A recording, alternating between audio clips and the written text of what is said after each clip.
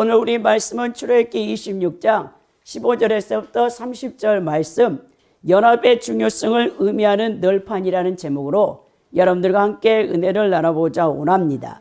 이 성막의 골격을 이루는 이 널판은요, 모두 48개로서 이러한 널판은 15개의 띠, 즉 가름대로 연결되었으며 널판은 은받침 위에 촉으로 고정되어 세워졌습니다.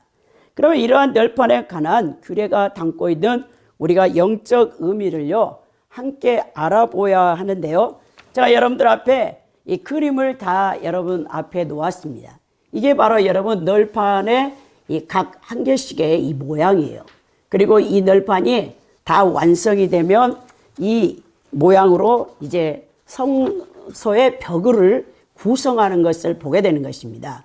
정말 우리 하나님께서 이 모세에게 여러분 이 모든 성막의 설계도는 시내산에서 이제 보이는 양식대로 인간의 여러분 방법과 인간의 또 계획으로 지어진 성막 설계도가 아니죠. 하나님께서 모세를 이제 이스라엘 백성들을 애굽 430년 바로의 노예에서 출애굽시킨 다음 그들을 구원하신 다음 시내산에서 이 피로써 언약 체계를 맺을 때 우리 하나님께서 모세에게 딱 두 가지를 주시는데요.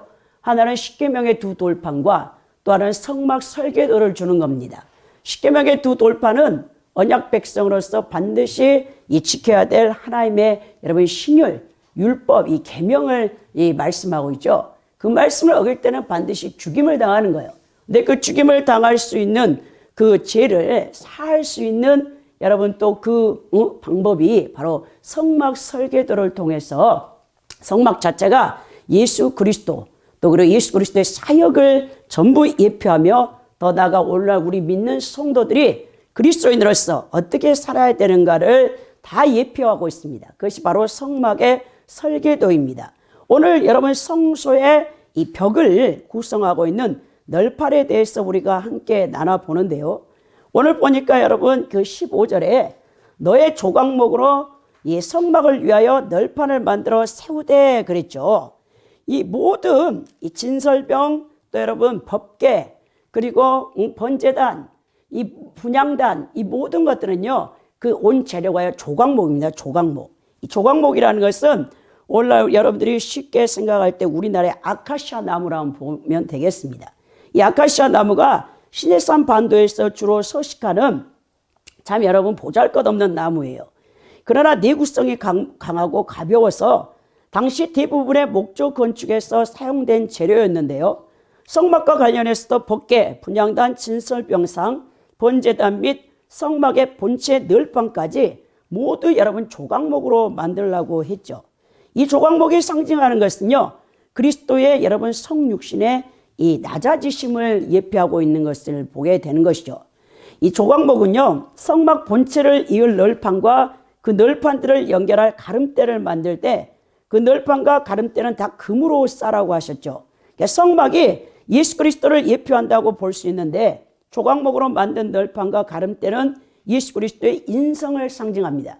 그래서 이사야서 53장 2절에서 예수님이 어떠한 분이라고 했죠? 참으로 외모로는요 볼품이 없다, 초라하다, 마른 순과 같다 그랬죠. 그렇게 우리 예수님이 그 인간과 똑같은 인성을 갖고 오셨죠. 그리고 그 널판과 가름대를 싼 금은 예수 그리스도의 신성을 예표한다고 볼 수 있습니다. 즉 예수 그리스도가 이 땅에 오실 때 인성과 신성을 동시에 지니고 오셔야 죄인들을 대속하기 위한 대속 제물이 될 것을 성막을 통해서 계시하는 것이죠. 만일 예수님께서 인성과 신성 중 어느 한 가지만 지니셨다면 인류를 구속할 수 있는 대속 제물과 여러분 구세주가 될 수 없다는 거예요. 신성만 지니셨다면 인류의 죄로 인한 고통과 죽음을 친히 당하실 수가 없었을 것이기 때문에 안 되고요. 또 인성만 지니셨다면 우리가 동일한 이 죄인이므로 인류를 구원할 구세주가 되실 수 없음을 보여줍니다.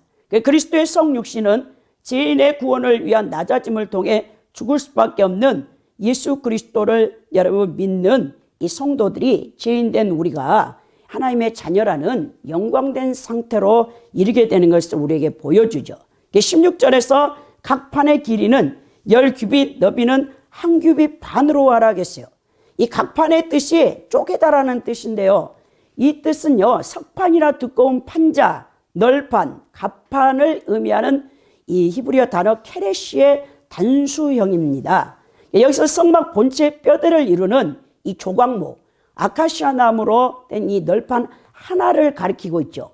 이 널판 하나의 치수가 오늘날 우리 미터법으로 환산하면 10규빗, 450cm죠. 그리고 너비가, 길이가 10규빗입니다. 그리고 너비가 1규빗 반, 68.4cm를 여러분 지향하고 있는 것이죠.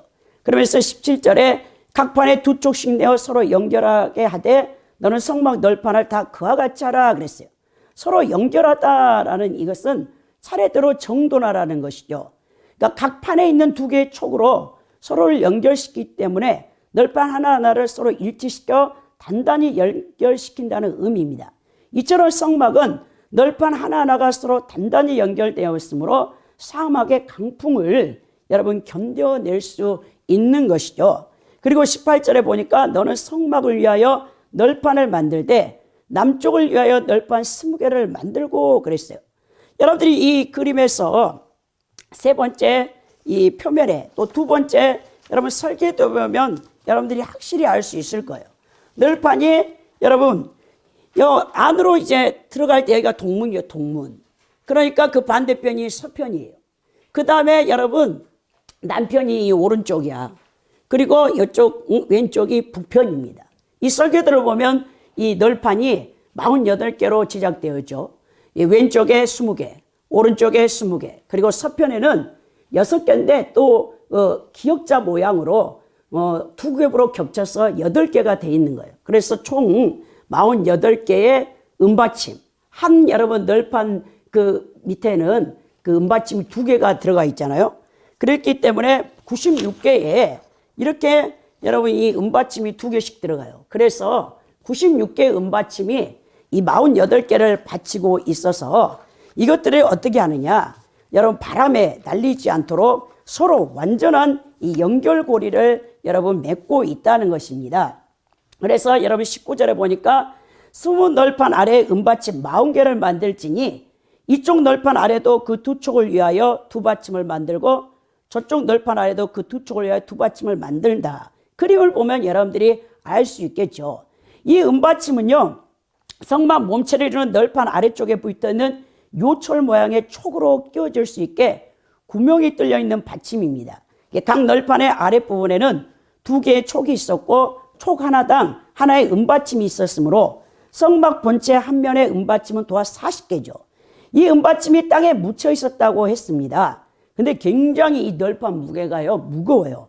하나의 무게가 한 달란트, 34kg를 나가는데 이 은받침에 단단히 끼워져 성막 본체의 이 널판은 어떠한 내풍에도 흔들거나 넘어지지 않도록 굳건히 서로 연결되어 있는 것을 보게 되는 것입니다. 이건 뭘 상징하냐? 성도가 믿음으로 그리스도 위에 서 있을 때 구원이 보장받는다는 것을 이게 보여주는 거예요. 성막에 여러분 그 위에 앙장이 덮개가 4겹의 덮개가 덮이는데요. 어마어마하게 무거운 덮개입니다. 우리가 이제 다음에 여러분들과 성막 공부를 할 때 제가 다음 이제 설교를 할 때는 덮개에 대해서 여러분들과 함께 나눌 텐데요. 이 널판이 이 무거운 앙장과 덮개를 떠받칠 48개의 널판이 은받침 위에 촉으로 고정되어 서 있던 것을 볼 수 있는데요. 성막의 틀을 이루는 널판이 흔들리게 되면 성막을 온전히 질탱할 수 없기 때문에 널판 밑에 은받침을 만들고 그 위에 널판을 세대 촉을 만들어 단단히 고정시킨 것이죠. 여기서 널판은 영적으로 볼 때 교회를 이루는 각각의 성도들을 상징한다고 볼 수 있습니다. 그리고 그 널판을 받치고 있던 은받침은 우리를 죄를 위해서 자신을 속전으로 드리는 예수 그리스도를 상징한다고 볼 수 있어요. 그러니까 은받침은 이스라엘 백성들이 생명의 속전을 여러분 출애굽기 30장 11절에서 16절에 드리라고 하나님이 명하십니다. 결국 이러한 사실은 성도는 자신을 속전으로 드리신 예수 그리스도 위에 서 있을 때만 이 세상의 거친 세속의 거센 풍파로부터 안전하게 보존될 수 있다는 것을 교훈해 주죠. 그러니까 우리를 위해 자신의 생명을 버리신 예수 그리스도를 벗어나서는 결코 여러분들이 구원을 보장받을 수 없다는 것을 보여주죠. 이것이 예수님이 여러분 요한복음 15장에 포도나무와 포도가지의 비유를 통해서 여러분들에게 쉽게 알려주고 있는 거예요. 포도나무에 포도가지가 붙어 있어야 그 포도나무로부터 수액과 진액을 받아 많은 열매를 맺어 하나님 앞에 영광을 돌린다. 그러나 여러분, 포도나무에 포도가지가 여러분 꺾여 이제 떨어져 나가면요, 며칠은 살 수 있는 것 같아요. 그 꽃도 그렇잖아요. 이 화분은 뿌리가 있기 때문에 여러분 계속 생명력을 유지하고 있지만 이 꽃꽂이의 꽃은 이미 그 꽃나무에서 떨어져 나올 때 죽은 거예요. 근데 여러분 그 밑에 수반에 물을 공급해 가지고 한 일주일 열흘 살아있는 것처럼 보이지만 이미 생명력을 잃은 이 꽃꽂이처럼 여러분들이 포도나무에 붙어 있지 않고 포도가지가 이미 떨어지면 떨어졌을 때는 당장 여러분 죽은 것 같지 않아요. 생명이 있게 보입니다. 그러나 어느 정도 시간이 가면 말라버리죠. 그런 것처럼 우리가 예수 그리스도 위에 이 구원이 보장될 수 있다는 것을 기억하시고 여러분들 끝까지 예수님을 붙들어야 된다는 거예요. 이 널판이 은받침 위에 놓였을 뿐만 아니라 촉으로 든든히 고정되었듯이 우리의 구원을 위해 예수 그리스도 안에서 확고히 서 있어야 한다는 거예요. 이 널판은 은받침 위에 확고히 서도록 고정시켰던 이 촉은요, 오늘날 여러분 영적으로 보면 우리의 확고한 그리스도에 대한 믿음을 상징하고 있다는 거예요. 즉 이 촉이 널판과 은받침을 연결하여 널판을 은받침 위에 견고히 서게 하였듯이 예수님께 대한 우리의 확고한 믿음이 우리로 하여금 그리스도 위에 견고하게 서게 함으로 우리가 구원을 보장받을 수 있다는 것을 보여줍니다. 오늘 20절에 보니까 성막 다른 쪽 곧 그 북쪽을 위하여 널판 20개를 만들어. 동일한 거예요. 남쪽하고 북쪽에 동일하게 20개씩 여러분 널판이 이제 세워집니다. 21절에 보면 은받침 40개를 이쪽 널판 아래에도 두 받침, 저쪽 널판 아래에도 두 받침을 하며 여러분 그 북쪽에 세워진 20개 널판의 밑에에도 은받침 2개씩을 세워서 세우라는 그 뜻이죠. 그리고 22절에 성막 뒤 곧 그 서쪽을 위하여는 널판 6개를 만들라 그랬어요. 그러니까 동의 반대, 동쪽이 입구잖아요. 들어가는 입구. 그 반대편이 서쪽이에요. 이 서쪽은 여러분 그 성소, 지성소가 나눠진 그 끝인데 거기도 여러분 널판 6개를 만들어서 그 서쪽 벽면을 이루라는 것입니다.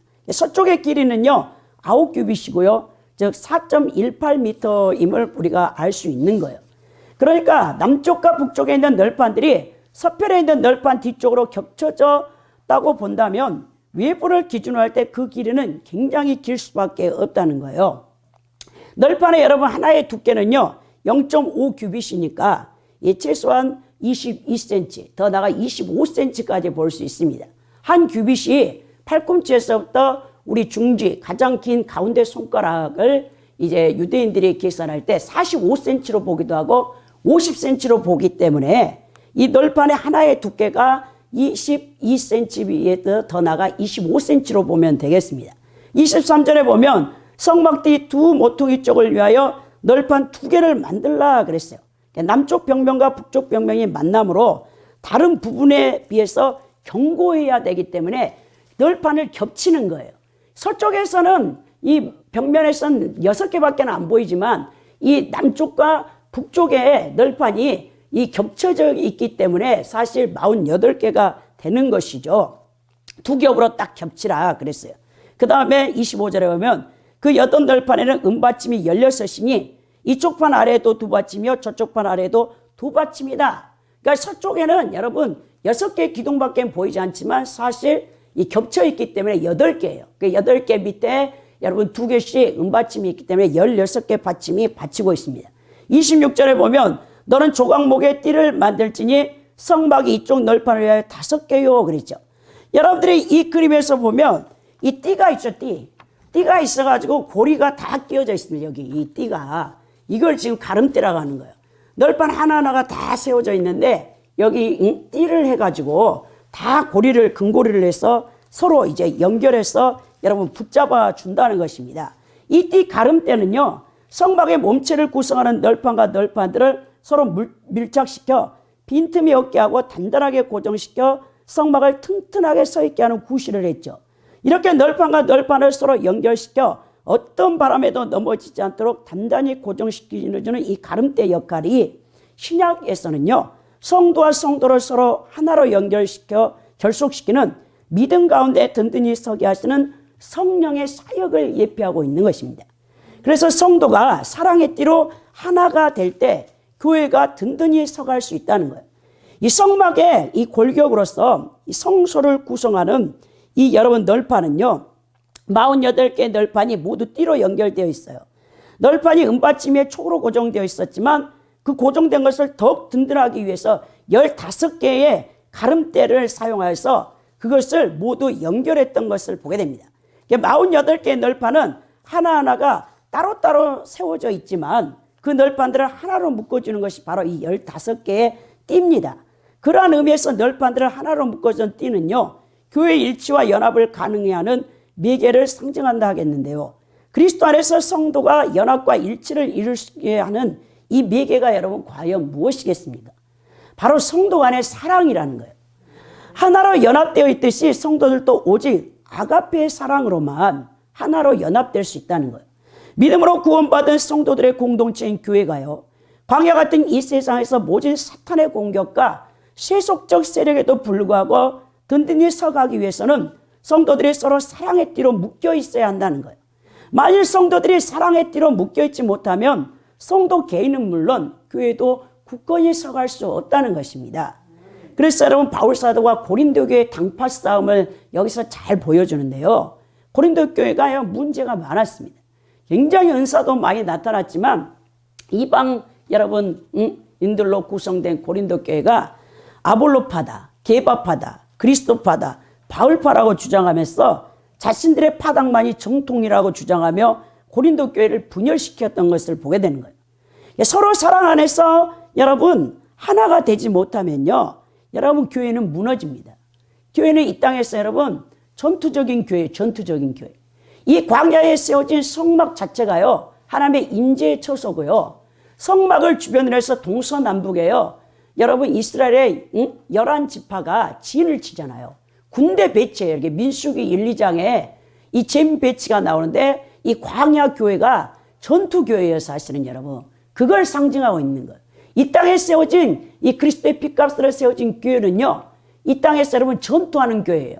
그래서 여러분 이 전투하는 교회를 무너뜨리기 위해서 마귀가 여러분 한 사람의 개인 가정을 공격할 뿐만 아니라 여러분들이 바로 서 있지 아니하면 교회 공동체를 무너뜨려 버린다는 거예요. 그래서 우리 하나님께서 가장 무섭게 다루는 죄가요, 교회를 무너뜨리는 자는요 사함받지 못하는 것입니다.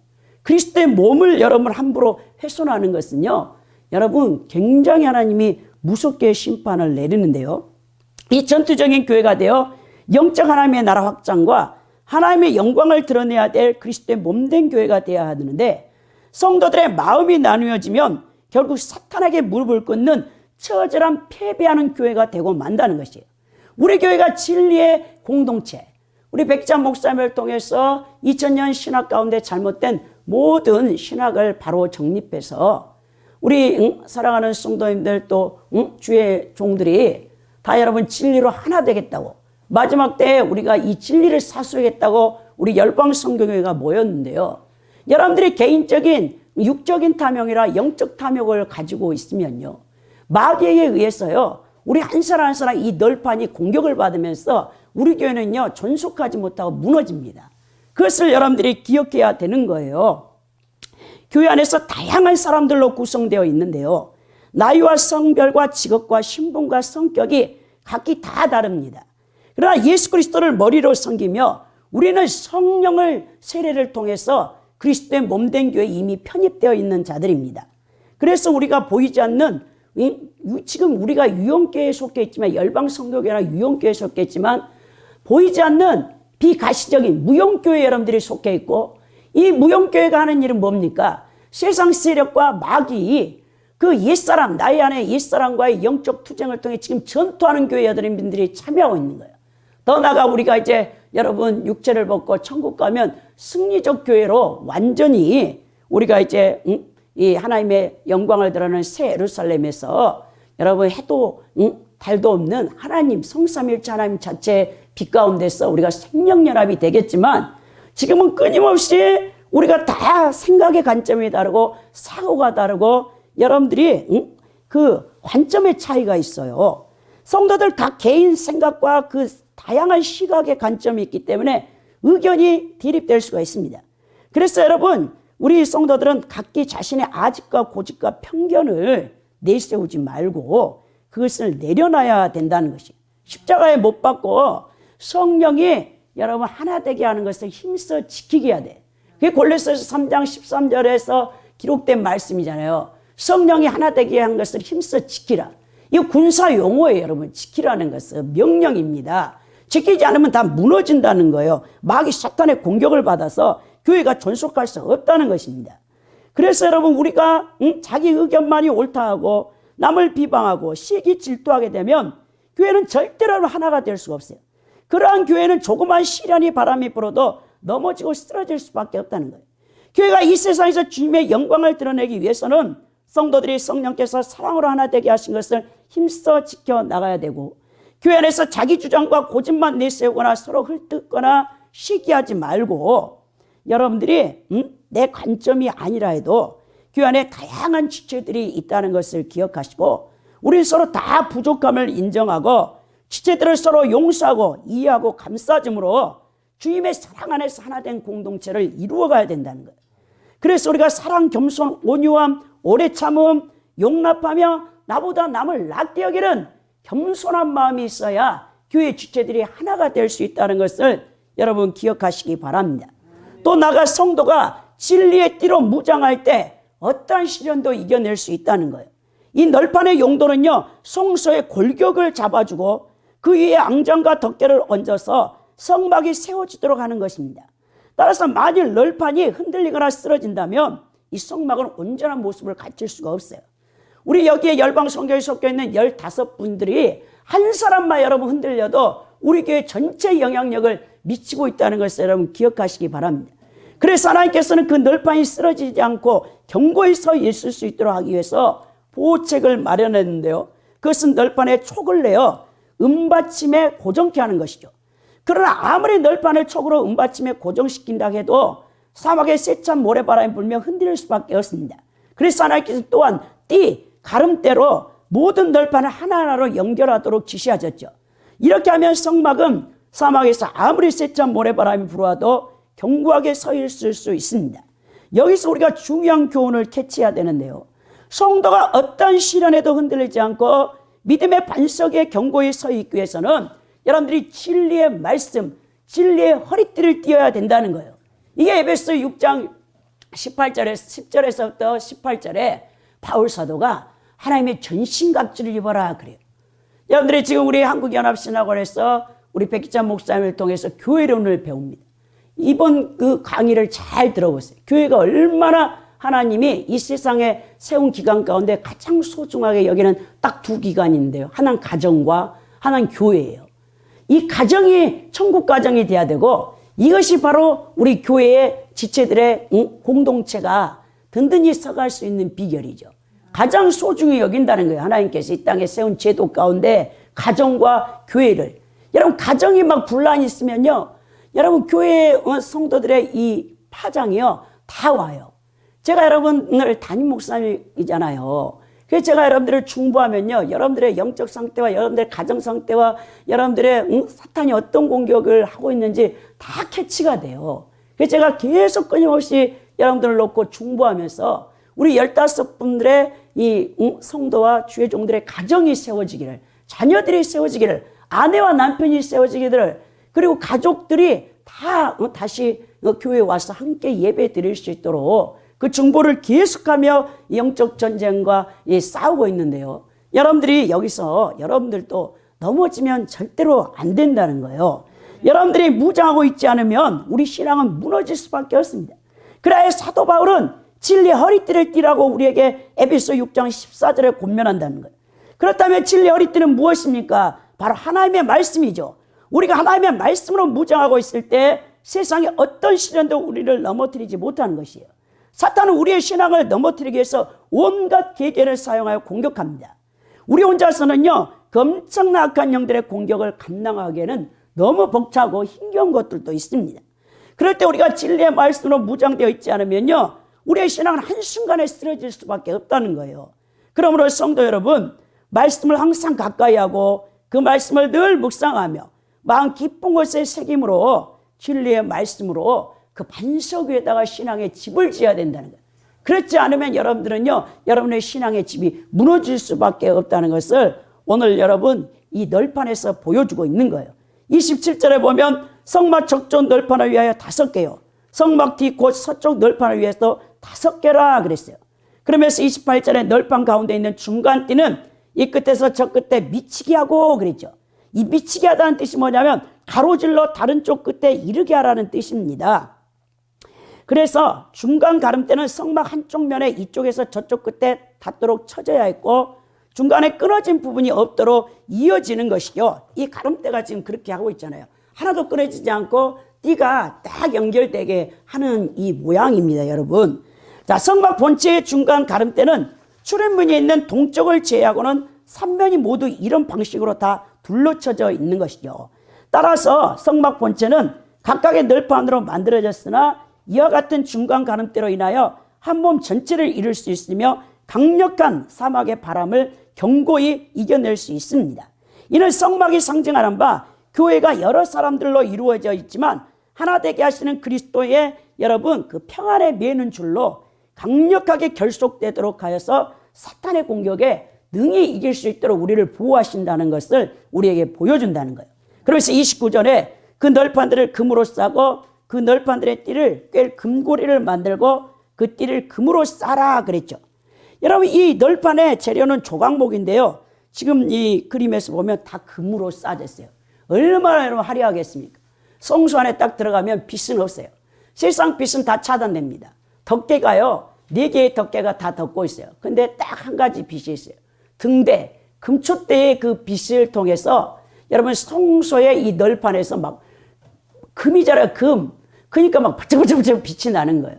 하나님의 그 임재를 상징하는 이 영광이 이 성소의 널판의 그 빛을 통해서 여러분 나타나는데요. 이렇게 보니까 금을 다 입혔어요. 등대불을 반사하는 이 황금벽이 찬란한 광채로 아름다웠는데 이 성막 자체가 하나님의 임재의 처소이기 때문에 그렇습니다. 거룩하고 전능하신 하나님 앞에 나아가는 우리 성도들의 모습이 어떠해야 되는가를 이 성소의 벽이 이 널판이 금으로 쌓여진 벽에서 우리에게 보여주는 거예요. 그래서 여러분 이 금고리가 성막 널판에 띠 즉 가름대를 끼기 위해 만들어진 둥근 고리였는데요. 이렇게 해서 이제 이 모세가 하나님이 보여준 양식대로 이 성막의 기구들을 하나하나 만들어가죠. 여러분 오늘 이 널판에서 여러분들이 배워야 될 영적 교훈이 있어요. 첫째는요. 이 널판은 연합의 중요성을 말하고 있습니다. 우리가 성막에 들어있는 동평문에서 번제단을 지나 물두멍을 지나서 성소라는 하나님의 처소로 들어가게 되는데 성소는 미적인 감각이 살아있지 않는 하나의 큰 개처럼 생겼습니다. 거기다가 우중충충한 검은 염소털이 또 해달의 가죽이 물개 가죽이 그 성소를 덮고 있기 때문에 여러분 사실 봤을 때는 굉장히 여러분 우중충한 것이죠. 근데 글이 딱 들어가 보면 물등엄 앞에 5m 높이로 솟아있는 금으로 둘러싼 이 성소 이 널판이 보이죠. 그 가치는 대단합니다. 이 금으로 된 궤는요 동편의 문과 달리 아무나 누구나 어느 때나 들어갈 수 있는 곳이 아니었죠. 이것은 철저히 하나님에 의해서 선별된 제사장들과 대제사장 또 특별제사장이 모세만이 들어갈 수 있는 곳인데요. 비록 물두멍에 물이나 장작 같은 것은 네 지파가 아닌 다른 지파 일꾼들이 옮겨서 날랐죠. 그러나 그 나무가 번제단 밑에 들어가는 순간 그리고 그 물이 물두멍에 부어지는 순간부터는 일반 여러분 다른 이스라엘 지파들은 손을 대면 안 돼요. 그럼 그 자리에서 죽습니다. 여러분 이 구별된 이 물두멍의 물이나 또 번제단에 여러분 그 드려진 이 모든 장작은요 이 제사장만 손을 댈 수 있는 거예요. 이것이 바로 여러분 교회를 섬기는 봉사의 원리 또 헌금의 원리를 보여준대요. 만약 여러분들이 타오르는 나무를 꺼내겠다고 손을 대거나 담겨있는 물을 다시 가져가겠다고 손을 대었다면요 그 자리에서 여러분 죽임을 당하는 거예요. 하나님의 불 성령을 건드린 해방죄와 하나님의 물 성령을 건드린 해방죄로 죽음을 맞이했어요. 그러나 다행히도 이스라엘 백성들은요 500년 동안 이 성막을 간직하고 있었는데 이 성막 역사 가운데 이런 죽임을 당한 사람 한 사람도 없었어요. 그만큼 철저하게 제사장들이 관리를 했다는 것이죠. 성소 널판을 통해 성막, 오늘날 교회 안에서 우리가 그리스도의 몸된 지체로서 어떻게 연합되어져 있는가를 여러분들이 이 널판을 통해서 배워야 되는데요. 첫째, 여러분, 널판에서는 우리에게 소명의 영성을 보여주는 거예요. 이 널판의 사명은 무엇입니까? 성소가 되는 거죠. 성소의 벽이니까 벽. 널판은 두께가 반 규빗 25cm, 촉이 1.5규빗 75cm, 높이가 10규빗 5m로 된 판자로 그 자체만으로도 엄청난 값어치가 있었습니다. 그러나 아무리 귀하고 소중한 가치가 있다 할지라도 성소가 되지 않는 널판은 아무 쓸모가 없었어요. 하나님은 조각목같이 아무 쓸모없는 우리를 정금 같은 믿음으로 귀하게 감싸주셔서 하나님 영광에 참여할 수 있는 존재로 우리를 구별해 주셨다는 것이죠. 그러니까 여러분, 그리스도인으로 여러분들이 소명받았다, 콜링 받았다는 것은 얼마나 여러분들이 대단한 하나님의 은총과 사랑을 받은 것을 감격하고 또 감격해야 한다는 것을 이 널판이 보여주고 있는 것입니다. 그리스도의 몸된 교회 산 지체가 됐다는 것이 얼마나 영광스러운가를 여러분들이 깨달아야 된다는 거예요. 두 번째는 널판을 통해서 겸손의 영성을 배워야 된다는 겁니다. 성막을 세우는데 가장 힘을 많이 받는 부분이 바로 널판이었죠. 이 성막의 성소와 지성소가 널판 48개로 지어진 널판 안에 들어있었는데요. 앞에 여러분 그 성소 안에 들어갈 때 이 기둥 5개와 휘장이 함께 있고요. 중간에는 기둥 4개와 휘장이 있어요. 그러니까 널판이 북쪽에 20개, 또 남편에 20개, 서편에 6개가 있어서 46개며 뒤쪽 코너에 1개씩 더 있어서 총 48개로 구성됐다겠죠. 널판 1개에 2촉을 내어 은받침 2개씩 하여 96개 은받침으로 되어 있고요. 가른대 띠는 보이는 띠가 4개고 보이지 않는 띠가 1개가 있어요. 그래서 5개의 띠예요, 사실. 이 띠가 지금 5개로 다 둘려져 있는 겁니다. 여기서는 보일 때 4개밖에 안 보이잖아요. 보이지 않는 띠가 또 하나 있어요. 그래서 5개의 띠로 지금 이것이 연결되어 있는 것이죠. 그러니까 널판은 조각목이라는 잡목을, 아카시아 나무 흔해 빠져 있는 그 잡목을 금으로 싸서 넘어지지 않도록 은받침과 이 널판을 연결하기 위해서 못을 사용하지 않았어요. 여러분, 못을 사용하지 않았잖아요. 처음 여러분 그림에서 이 널판의 모습을 보면요, 못이 아니에요. 여기 보니까 촉을 써요. 촉. 이 촉을 통해서 이 집어넣는데 이게 무슨 뜻이냐면요, 철과 요를 모양을 내서 서로 맞추어서 짜맞췄습니다. 이것은요, 다른 사람의 마음에 못을 박는 말을 해서는 안 된다는 것을 우리 그리스도인들에게 보여주는 거예요. 함께 그리스도의 몸된 교회를 지어져가는 우리 지체들이 말로써 또 행실로써 다른 성도들의 마음에 못을 박지 말라. 그래서 여러분, 이 널판은요, 못이 아닌 철과 요 모양으로 맞춰져서 그것이 여러분 이 구조가 되어져 있습니다. 아무 쓸모없는 조각목을 둘러싼 귀한 금처럼 서로를 향한 겸손한 마음으로 이 공동체가 하나 될 수 있게 된다는 거예요. 여러분들이 교만한 마음을 갖고 있으면요, 절대 다른 사람과 하나가 될 수가 없어요. 부부도요, 왜 싸운지 압니까? 교만해서 그래. 사실은 내가 잘났다, 네가 잘났다 하니까 싸우는 거예요. 정말 겸손하면요, 어떻게 우리가 싸울 수가 있겠습니까? 나보다 남을 낫게 여겨. 아내는 남편을 나보다 귀하게 여기고 남편은 아내를 귀하게 여기면 왜 싸우겠습니까? 서로 잘났다니까 싸우는 거예요, 여러분. 교회 안에서도 마찬가지라는 거예요. 겸손하지 않는 공동체는요, 절대 하나 될 수가 없어요. 왜냐? 우리는 다 아담의 온죄로 인해서 이 사탄의 속성인 교만이 우리 영적인 뿌리에 우리의 사람 안에 자리 잡고 있기 때문에 그래요. 이 교만은요, 웬만한 연단을 받지 않고서는 여러분, 이 교만이 꺾이지 않습니다. 그래서 우리 하나님께서 여러분들이 교만하지 않기 위해서 시시때때로 징계를 내리시고 여러분들을 어렵게 만드는 거예요. 그 감사하셔야 돼요. 왜? 여러분들을 겸손하게 만들기 위해서. 우리 그리스도인들의 최고의 덕목이요, 첫째도 겸손, 둘째도 겸손, 셋째도 겸손이에요. 만왕이신 예수 그리스도께서 여러분 하나님의 그 영광과 본체가 동등하신 분이 빌립보서 2장 5절에서 8절에 보면 케노시스라고 하잖아요. 자기 비하를 통해서 낮아졌잖아요. 만왕의 왕이신 예수님이 그렇게 겸손해서 종의 몸의 형체인 사람을 입고 오셔서 인류의 대속죄 제물이 되어졌는데, 하물며 인간이라는 존재가 아무것도 아닙니다. 여러분들이 교만할 게 아무것도 없어요. 지혜가 있으면 얼마나 지혜가 있고, 여러분들이 물질을 가졌으면 얼마나 물질, 명예를 가졌으면, 권력을 가졌으면, 권력도요 다 곤불 10년이에요.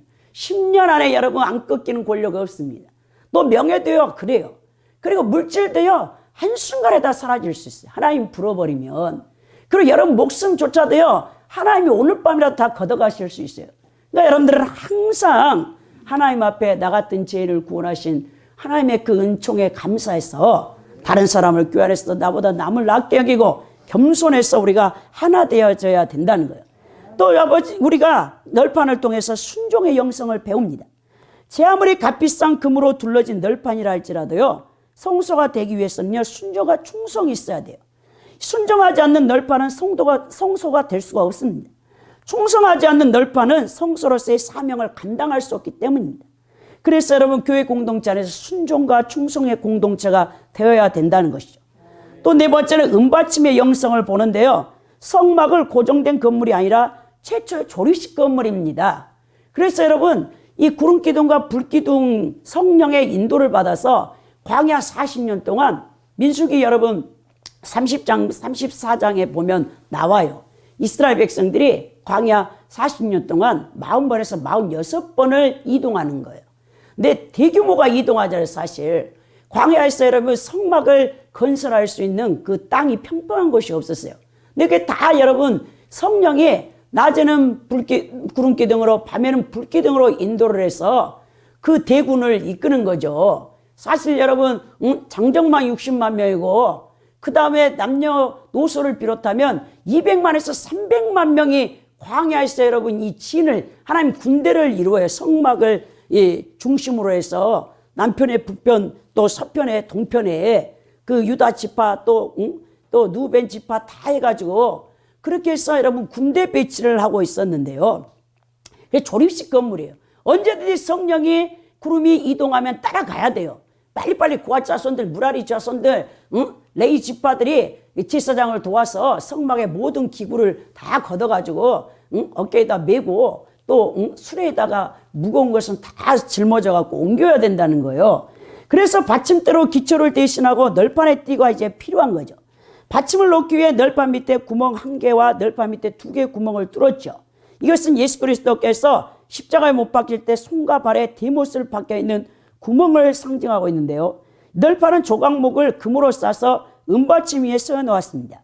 이 은받침이 96개, 한 개의 무게는요 40에서 50kg. 그러니까 이 널판의 전체 여러분 무게가 4톤에서 5톤의 은이 소요돼요. 어마어마하잖아요.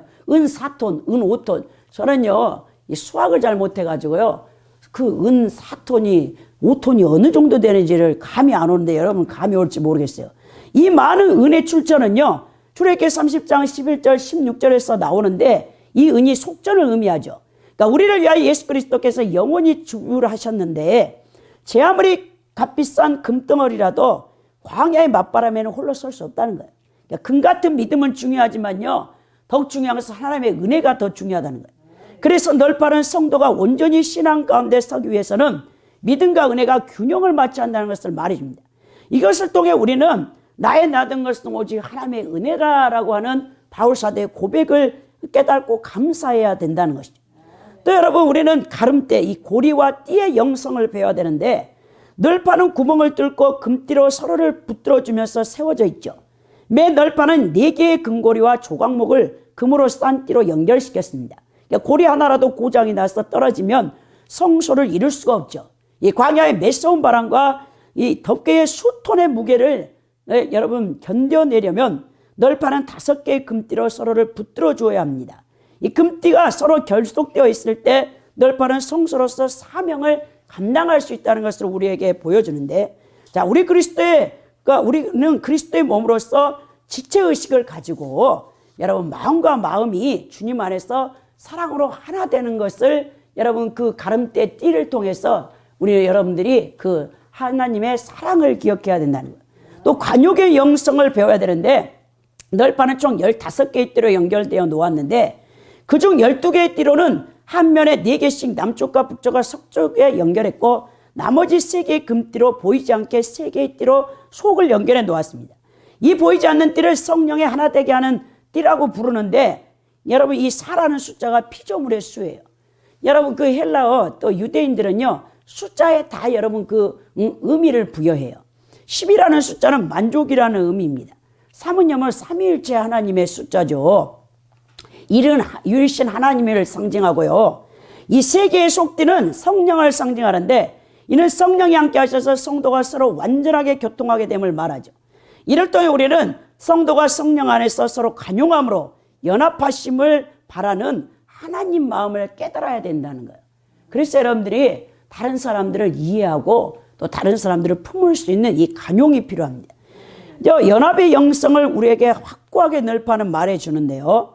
여러분 성소와 지성소를 구분하는 2개의 휘장을 걸어놓는 이 9개, 앞에 5개의 녹기둥이 있고 뒤에 4개의 녹기둥이 있는데, 이 자체는요 복음의 진리를 상징하고 있어요.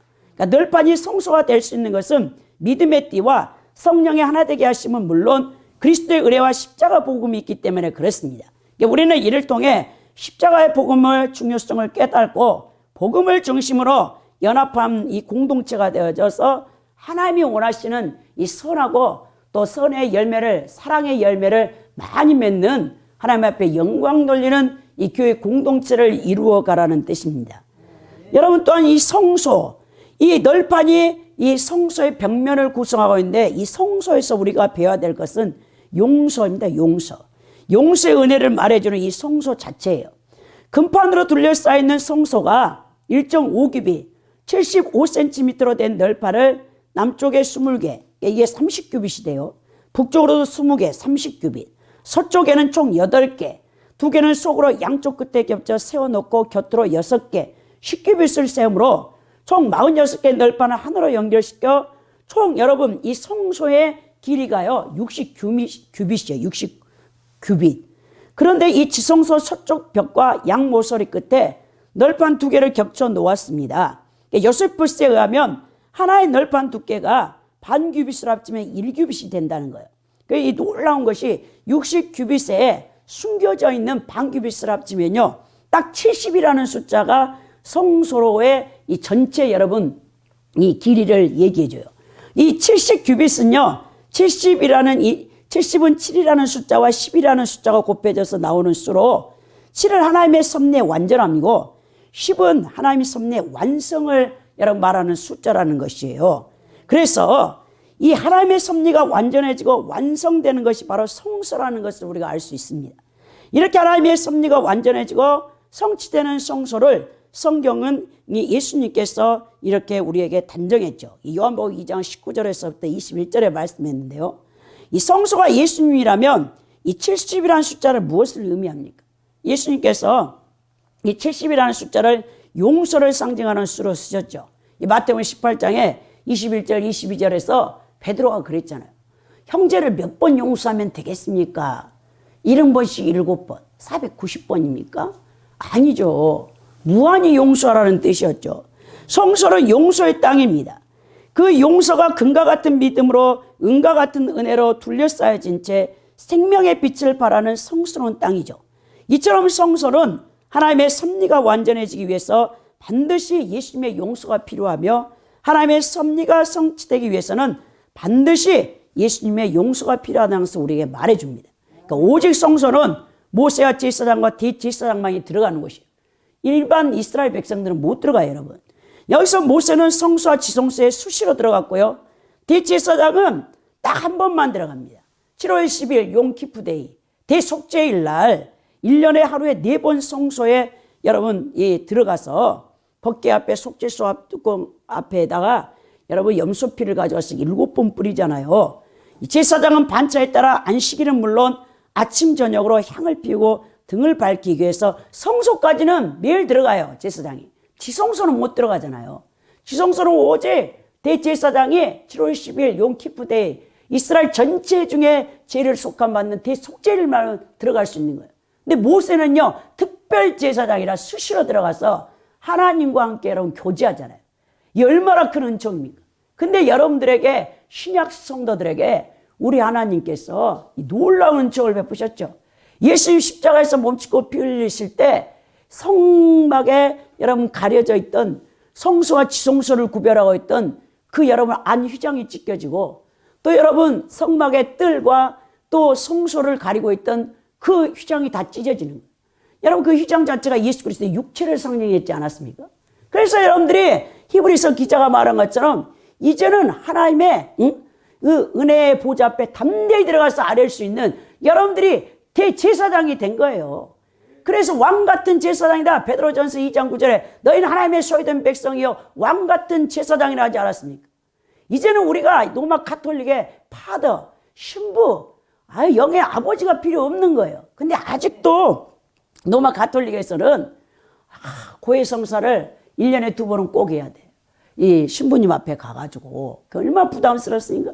인간 앞에 지은 죄를 고백한다는 게. 그래서 로마 가톨릭 그 신자 하나 젊은 자매가요, 로마 가톨릭에 다니기 싫다는 거예요. 신부님 앞에 가서 맨날 1년에 2번씩 고해성사하는 게 지겹다더라고요. 그래서 개신교로 옮긴다고 하던데, 여러분들은요 누구 이제 인간을 통해 가는 거 아니에요.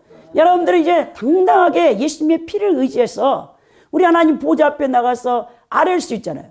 회개 기도할 수 있잖아요. 그리고 강구할 수 있잖아요. 중보할 수 있잖아요. 얼마나 여러분들에게 특권을 주었습니까? 그런데도 여러분들이 기도를 하지 않는다는 것은 정말 하나님의 은혜를 너무 모르는 거죠. 여러분 구약에는요 이 성막 자체에 일반 이스라엘 다른 지파들은요 접근할 수가 없다니까요. 대제사장 아니면 여러분 제사장들 외에는 성소 안으로는 들어갈 수가 없었어요.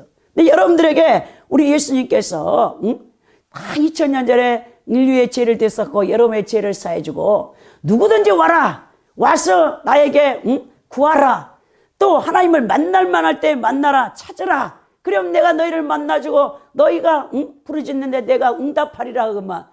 너는 내게 부르짖으라. 내가 알지 못한 크고 비밀을 내게 보이리라. 에레미야 33장 3절에도 우리 하나님께서 여러분들을 초청하고 있는데도 여러분들은 기도하는 게 너무 힘들어하는 거예요.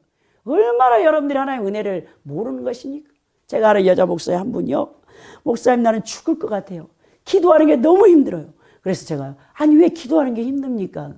아니 목사님 어떻게 기도하세요? 물어보더라고요. 그냥 하나님 앞에 사랑을 고백하세요. 뭐가 그렇게 힘들다고 하세요? 나는 1시간만 하면 쓰러져요.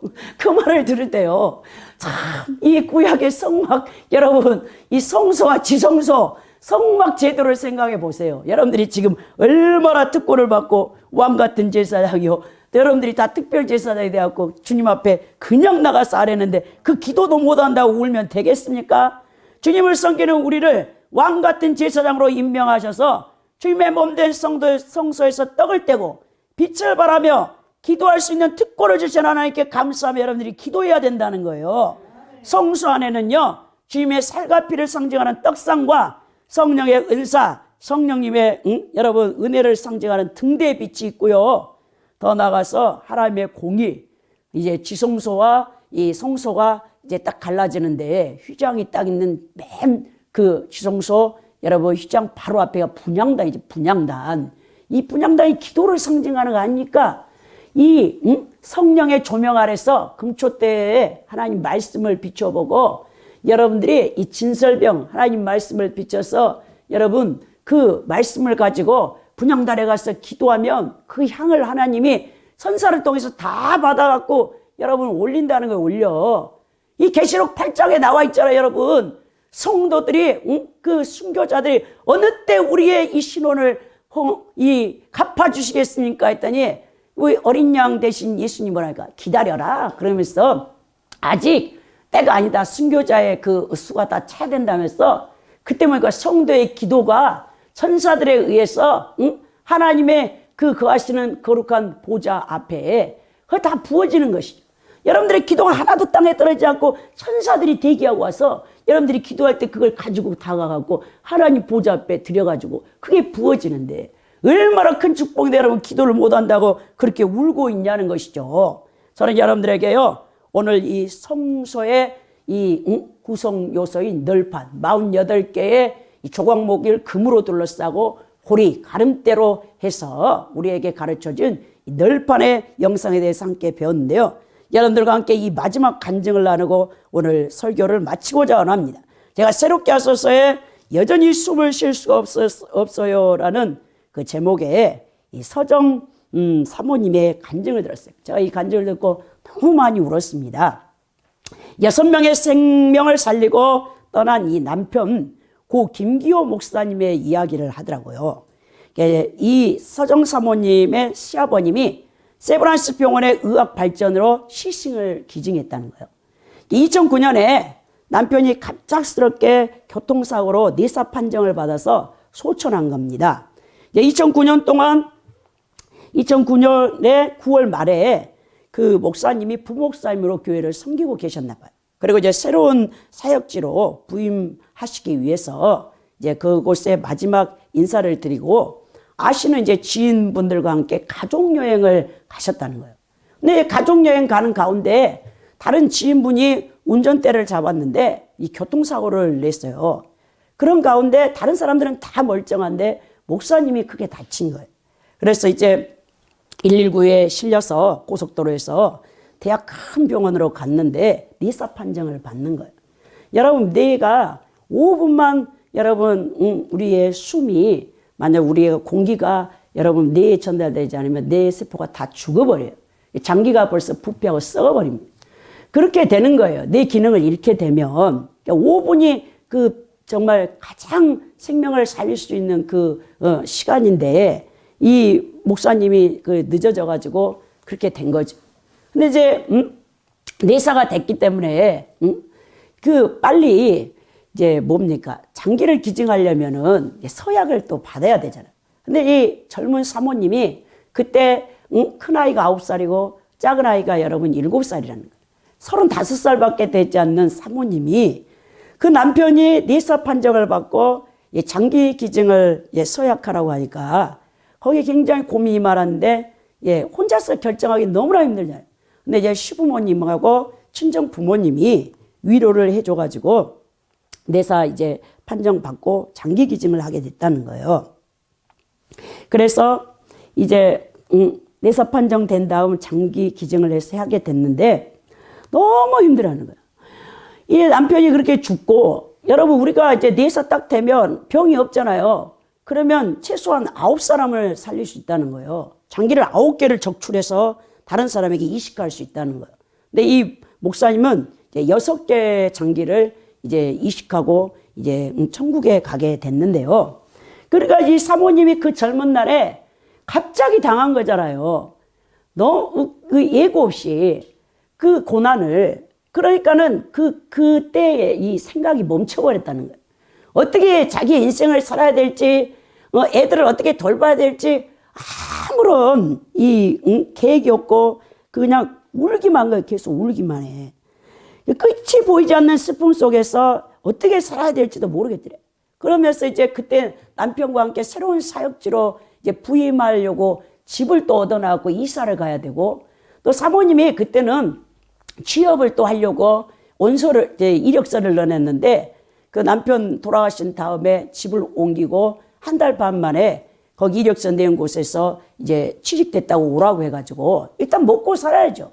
사실 여러분 남편 목사님은 돌아가셨지만 아이들이 이제 9살, 7살인데 애들도 구말리 같은 미래가 있고 당장 일을 해야 먹고 살 거 아닙니까? 사모로만 계시다가 그래가지고 이제 취업을 하고 왜 애들을 어디다 맡겨놓을 데가 없으니까 고모 집에 맡겨놨다가 시누이 집에다가 맡겨놨다가 시부모 집에 맡겨놓고 아이들이 완전히 떠돌이 생활하니까 막 정서가 불안정해서 도저히 안 되겠더래.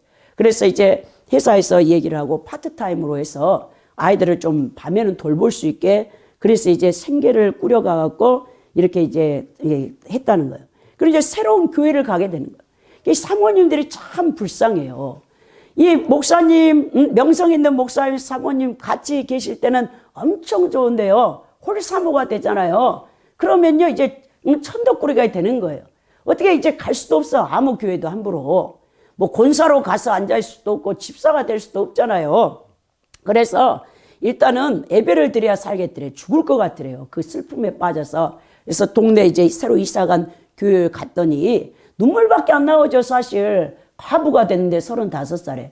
계속 우니까, 옆에 어떤 분이 앉아있다가 권사님이라더라고요.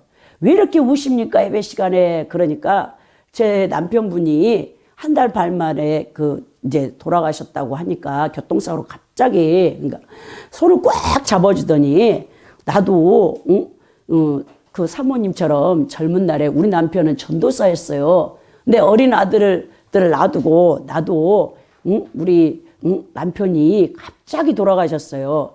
나도 사모님처럼 힘들었는데 지금 이렇게 세월이 지나가지고 아들들이 다 커가지고 자립하고 다 결혼했어요. 하면서 용기를 내라고 하더라는 거예요. 그러니까 하나님께서는요, 우리가 고난 받는 데서 그 고통을 이제 감내하면 다른 사람들을 위로할 수 있는 여러분들이 위로자가 되는 거잖아요. 그래, 그 권사님에게 위로를 받고 그랬다는 거예요. 하나님, 이제는요, 예배 시간에요, 울지 않을 거예요. 사람들이 제가 울면요, 가불어서 운다고 생각해요. 이렇게 말을 했더니 하나님 음성이 들려오는데요. 내가 채워야 될 눈물의 양이 있다라고 하는 거예요. 여러분. 여러분, 그 중보 기도자로 이 사모님을 세우시려고 홀사모나 또 혼자 갑자기 된 사람들, 어린 자녀 두고 그런 사람들을 위로하기 위해서 이 사모님을 그릇으로 하나님이 택한 거잖아요. 남편의 일을 겪고 나서 그렇게 힘들었는데 그 예배만이 당신의 살 길이야. 그래서 수요예배, 금요예배, 주일 예배에 매달리니까 하나님의 말씀을 위로와 성령의 위로를 통해서 이제 이분이 이렇게 잘 이제 그걸 견뎌내가지고 지금 큰 아들은요 군대 가 있더라고. 그 작은 아들은 고2가 된 거예요. 근데 이 아이들이 정말 아버지의 손길이 많이 필요하잖아요. 여러분, 딸들은 엄마의 손길이 필요하고 아들들은 아버지가 있어야 돼요. 남자만이 아예 해줄 수 있는 게 있잖아요. 큰애가 자라면서 엄마 낚시를 가고 싶어요. 근데 이 사모님이 낚시를 해봤어야죠. 거기다가 개찌렁이 그 낚시 바늘 끝에 끼워주는데 그게 얼마나 두려워요. 징그러워서 못하는데. 그래, 일단은 아들이 하고 싶다니까 낚시터에 가가지고 거기 낚시하는 낚시광들 있잖아요. 아저씨들한테 가갖고 낚시 미끼하고 좀 끼워달라고 해갖고 그래서 큰아들 그 낚시도 이제 가르치고 막 그 얘기를 하시더라고. 그러면서 이분이 예수님을 유일한 하나님만을 알고 일평생 예수님만 의지하는 사람이 되라.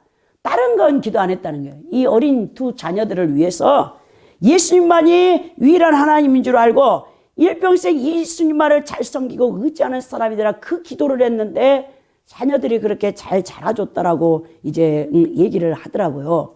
그러면서 이제 코로나 시대에 예배 가지 못하니까 집에서 이제 온라인 예배를 드리는데 형은 이제 큰형은 군에 가 있고 둘째가 아침에 일찍 못 일어나잖아요. 근데 이제 사모님은 막 마음이 급한 거야. 거실에 와서 같이 이제 TV로 또 컴퓨터로 같이 드려야 되는데 얘가 예배 시간 10분 전에 눈 비비고 잠옷 입고 나오니까 속이 상해가지고 막 야단치니까 아들이 하는 말이 지금까지 내가 왜 교회 간 줄 아니? 엄마가 교회 가는 거 기뻐해서 내가 따라갔다는 거예요. 사실 그러면서 너무 충격을 받았대요. 사모님이.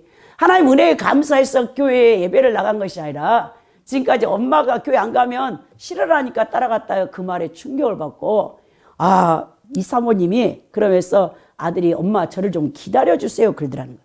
그러면서 이제 큰아들한테 그 얘기를 했더니 큰아들이 하는 말이 엄마 그래요. 큰아들이 조인데 둘째가 조엘인데 엄마 처음 교회 온 사람이 예수님 알아서 오는 거 아니잖아요. 그러면서 조엘이 예배의 소중함을 몰라서 그러니까요. 조엘에게도 시간을 주세요.